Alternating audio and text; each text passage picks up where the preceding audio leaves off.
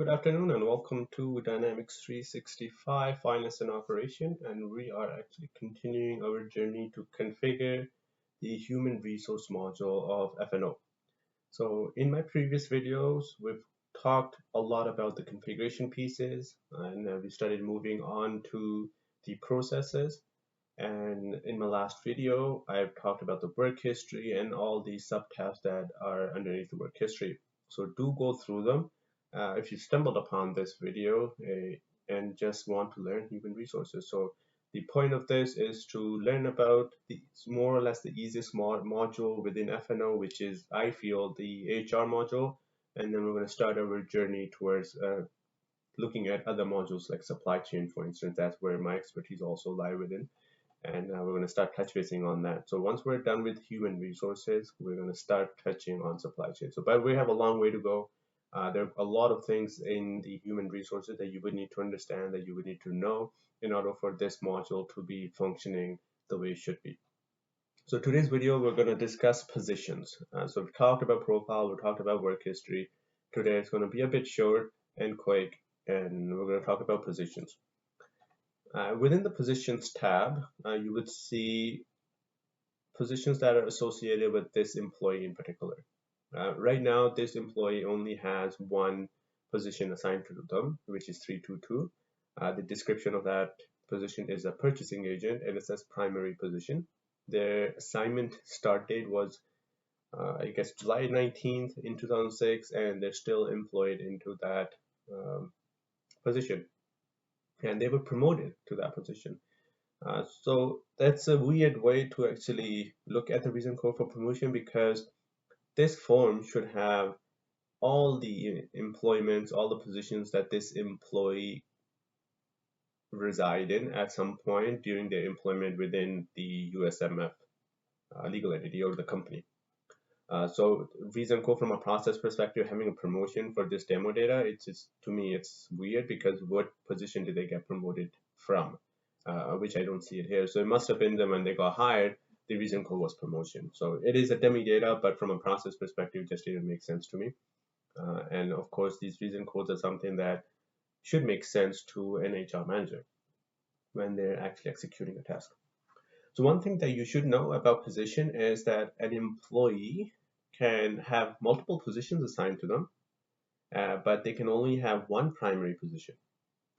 However, a position can't have more than one employee assigned to them. So for instance, in position 322, if I were to click into it, I won't go into too much detail about this form because we're going to wait on the positions video.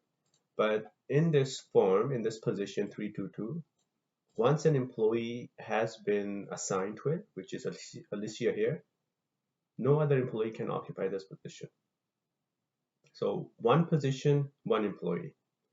But one employee can have multiple positions. So that's a differentiator that you need to understand. And a lot of times you would be asked that, can I assign multiple employees to a position? And that's not the case. Dynamics does not allow you to do that.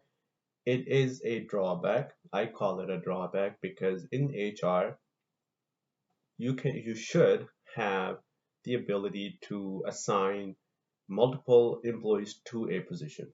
The reason being, and one of the cases that I have seen so much often than I can even imagine, is having an overlap when somebody's exiting the organization and somebody who's replacing them.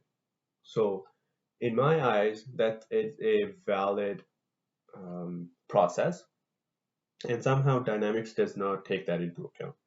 There are workarounds for it. For instance, you could end this Alicia's assignment to whenever they're getting or moving away from their organization, and then you can future date whoever's coming in to replace this. But there'll never be an overlap, unfortunately. But you can do a future dated. Whereas the other workaround is that a lot of times it's the most unnecessary way of doing it, but assign that new employee a temporary position, and then you can future date this. So they will be removed from that temporary position, automatically get assigned to this position based on their assignment start date, and the assignment end date from the previous employment or previous position, and then automatically things will settle in very nicely.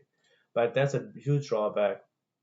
One of the most fundamental and standard functionalities I would say is missing. It has been addressed to Microsoft, so let's see how long it takes for them to get that rolling out. In terms of positions itself, you would only have one primary, as I had mentioned, and you can only have one primary, but you can have multiple other positions. The reason you will need to have one primary is because this employee is being paid for this position for this legal entity, and you should be only getting paid once from one legal entity, not from multiple legal entities. That becomes if you need to get paid from multiple legal entities, of course, then you need to set it up accordingly, but you will not be allowed to have more than one primary position. And if you want to change the position and whatnot, you can always edit end the assignment or terminate it here or change the position. So we'll talk about these fields on top a little bit more in detail later in the videos.